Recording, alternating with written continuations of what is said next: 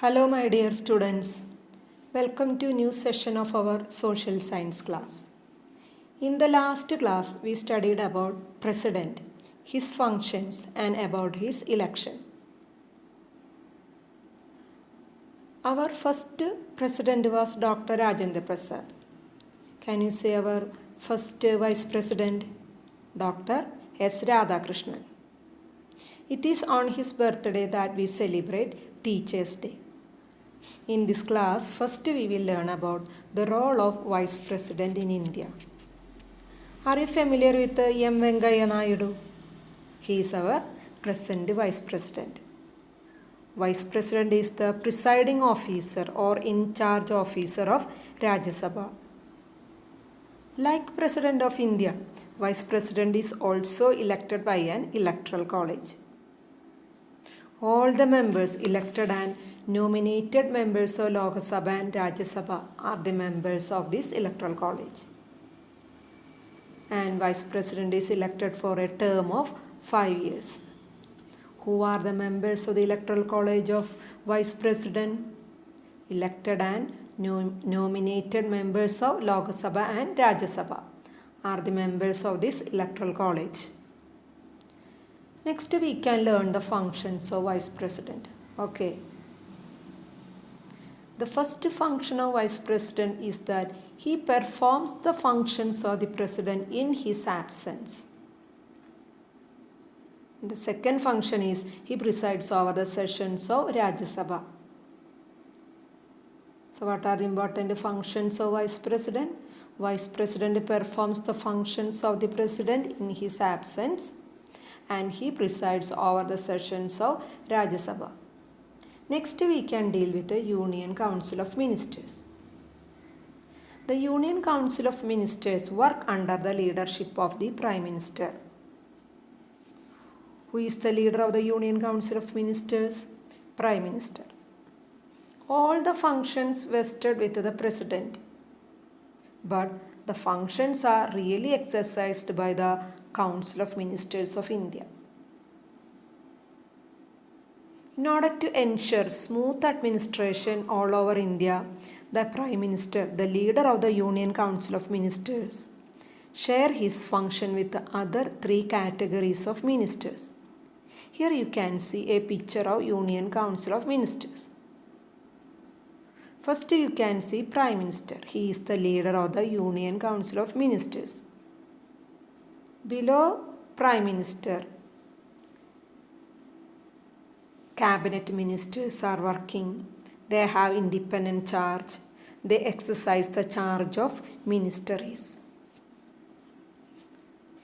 The next category of ministers after Cabinet Ministers, Ministers of State. They also have independent charge. They assist Cabinet Ministers. The next category is Deputy Ministers. They assist other ministers. So there are three categories of ministers beside Prime Minister: Cabinet Ministers, Ministers of State and Deputy Ministers. V. Muralidharan, a minister from Kerala, is a Minister of State of the External Affairs or Foreign Affairs and Parliamentary Affairs. V. Muralidharan is a Minister of State of the External Affairs and Parliamentary Affairs. Here you can see some of the important cabinet ministers of India. Our Defence Minister is Rajnath Singh. Home Minister is Amit Shah. Our External Affairs Minister is S. Jayashankar. And Finance Minister is Nirmala Sitharaman. All of you familiar with these ministers? Then next we can discuss the functions of Prime Minister.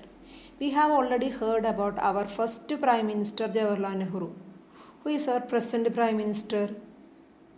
Narendra Modi. How are we electing our Indian Prime Minister? We can examine our Indian Prime Minister, his functions and features. The leader of the majority party or coalition in the Lok Sabha is appointed as Prime Minister. Prime Minister should be the leader of majority party in the Lok Sabha or the leader of the coalition. Coalition or coalition party mean it is a cluster of parties or uniting party. The present central government is a coalition and it is known as National Democratic Alliance or NDA. Present government is known as National Democratic Alliance. Now NDA consists of BJP, Agalidal, LJP and others. The second feature of Prime Minister is that he has extensive powers and functions. He has more powers and functions. The third feature of Prime Minister is that he can influence all the important decisions of the central government. Next we can examine the important functions of the Prime Minister. The first function is that he acts as a leader of the Lok Sabha and he presides over the meetings of the cabinet. He coordinates the functions of the Council of Ministers. He is planning, arranging the functions of the Council of Ministers and informs the President of the decisions taken by the cabinet. So what are the important functions of Prime Minister? First of all, he acts as a leader of the Lok Sabha. Secondly, he presides over the meetings of the cabinet. And next, he coordinates the functions of the Council of Ministers. And at last, informs the President of the decisions taken by the cabinet. Have you underlined all the points in your textbook? Now, we studied about the members of Central Executive. They are the President, Vice President, Prime Minister, Council of Ministers, and central government officials or bureaucracy. Then who would be state executives? The head of the state level executive is the governor. Head of the state level executive is the governor. Are you familiar with Arif Muhammad Khan? He is our present governor. Who are the real executives of the state? The chief minister and his cabinet ministers. Real executives of the state, chief minister and his cabinet ministers. K.K. Shailaja teacher is the health minister or one of the cabinet minister of Kerala. I expect all of you heard about the appreciation that Shailaja teacher have received for leading activities of health department efficiently during these days of crisis.